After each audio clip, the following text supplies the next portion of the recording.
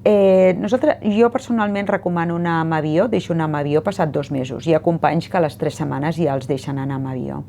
I el busseig està discutit, perquè típicament es diu que no es deixa bussejar, però no hi ha un estudi que hagi demostrat que el busseig després d'una cirurgia de l'estrep, després d'una estapedotomia, incrementi el risc de sordesa. Evidentment, el busseig no el farem immediatament després de la cirurgia, això segur que no.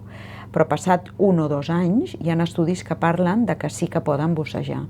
Tot el busseig que sigui amb apnea, és a dir, que sigui d'aquest d'agafo aire i m'enfonso ràpidament, això és més traumàtic que el baixar amb ampolles, que el de botelles, diguem-ne, perquè amb aquest busseig vas baixant més a poc.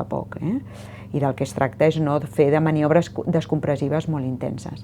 Jo sí que és veritat, personalment, que he operat bastantes otosclerosis, no tinc molts malalts que finalment hagin acabat bussejant, però algun en tinc i no han tingut problemes.